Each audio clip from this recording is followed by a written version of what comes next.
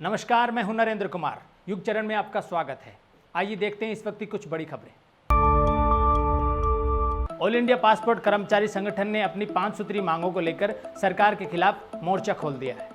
संगठन के पदाधिकारियों ने कहा कि पिछले लंबे समय से हम अपनी मांगों को लेकर शांतिपूर्ण प्रदर्शन कर रहे हैं, लेकिन सरकार ने हमारी मांगों को अब तक पूरा नहीं किया है। पदाधिकारियों ने कहा कि 9 अगस्त से 11 अगस्त तक 3 दिवसीय देशव्यापी प्रदर्शन किया गया, लेकिन सरकार फिर भी नहीं जानी। ऐसे में अब शनिवार को पासपोर्ट कार्यालय बंद करने का फैसला किया गया है।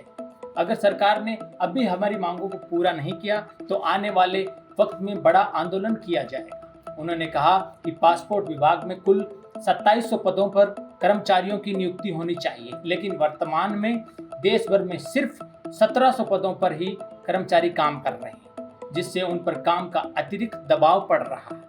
यह दबाव न सिर्फ उन्हें मानसिक तनाव दे रहा है, बल्कि उनके स्वास्थ्य पर भी नकारात्मक असर डाल रहा है। इससे न सिर्फ कर्मचारी बल्कि उनके परिजन भी परेशान हो रहे हैं। अगर सरकार ने जल्द ही इन समस्याओं का समाधान नहीं किया तो मजबूरन उग्र आंदोलन करना पड़ेगा। जी और सोनी करीब 28 साल बाद एक होने जा रहे हैं। मर्जर के बाद 24% व्यूअरशिप के साथ जी प्लस सोनी देश का सबसे बड़ा एंटरटेनमेंट नेटवर्क होगा। एड रेवेन्यू मार्केट शेयर भी करीब 27% होने वाला है। ये पूरी इंडस्ट्री में सबसे ज़्यादा है। इस मर्जर का फायदा दर्शकों को मिल सकता है। उन्हें सस्ते में OTT और अन्य कंटेंट मिल सकता है। अभी OTT स्पेस में डिज्नी हॉटस्टार, अमेजन और नेटफ्लिक्स जैसे प्लेटफॉर्म्स का दबदबा है। जी सोनी इन प्लेटफॉर्म्स को टक्कर दे सकते हैं। 2021 में जी ने जापान के सोनी कॉर्प की सहायक company Sony Pictures Networks India के साथ विलय की घोषणा की थी, लेकिन क्रेडिटर्स की आपत्तियों के कारण NCLT में मामला अटका था। अब 3-4 महीने में मर्जर पूरा हो सकता है। दुनिया भर में कोरोना के नए मामलों में 80% की बढ़ोतरी हुई है। शुक्रवार को WHO ने इसकी जानकारी दी। WHO ने बताया कि 10 जुलाई से 6 अगस्त के बीच 15 लाख नए कोरोना के मामले सामने आए हैं। ये पिछले 28 दिनों की तुलना में 80% ज्यादा है। हालांकि इस दौरान कोरोना से जान गंवाने वालों का आंकड़ा 57% कम हुआ।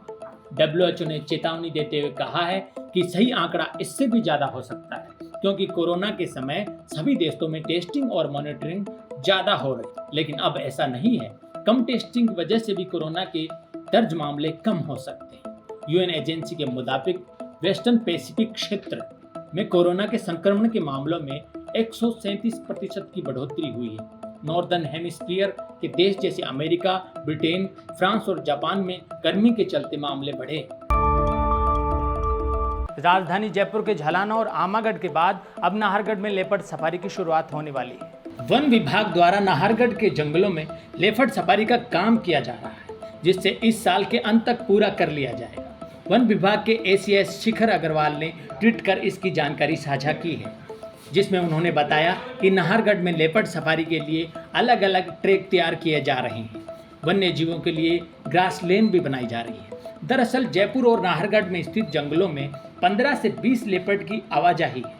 ऐसे में वन विभाग द्वारा अब झलाना और आमागढ़ के बाद नाहरगढ़ के जंगलों में भी लेपर्ड सफारी बनाई जा रही है, जो करीब 16 किलोमीटर की होगी। इसमें लेपर्ड के लिए वाटर पॉइंट के साथ ही पर्यटकों के लिए 2 सफारी ट्रैक तैयार किए जाएंगे।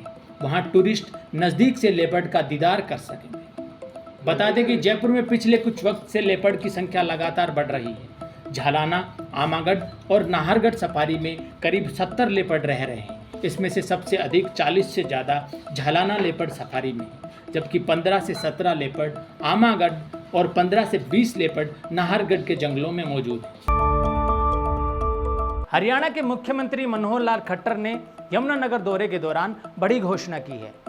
उन्होंने आयुष्मान भारत योजना का दायरा बढ़ाने का ऐलान किया है। CM के ऐलान के बाद अब 3 लाख तक की सालाना इनकम वाले परिवारों को भी आयुष्मान भारत योजना का लाभ मिलेगा। 1500 रुपए जमा करवाकर लोग इस योजना का लाभ उठा सकेंगे। CM ने बताया कि 15 अगस्त से योजना के लिए पोर्टल खोल दिया जाएगा। अभी तक हरियाणा में 30 लाख परिवार आयुष्मान योजना का लाभ ले रहे हैं। CM की घोषणा के बाद और 8 लाख परिवार योजना का लाभ उठा पाएंगे। आयुष्मान भारत स्कीम हरियाणा में चिरायु के नाम से संचालित की जा रही है। सीएम मनोहर लाल खट्टर ने गुरुग्राम के मानेसर में योजना के विस्तार के शुभारंभ के दौरान यह घोषणा की। राज्य में 12 लाख अंत्योदय परिवारों को इस योजना से जोड़ा गया है। इसके अलावा योजना के अंतर्गत केंद्र सरकार की आयुष्मान भारत प्रधानमंत्री जन आरोग्य योजना का दायरा बढ़ाया गया है। यदि आपको युगचरण की न्यूज अच्छी लगी तो हमारे चैनल को सब्सक्राइब कीजिए और यूं ही बने रहिए हमारे साथ। धन्यवाद।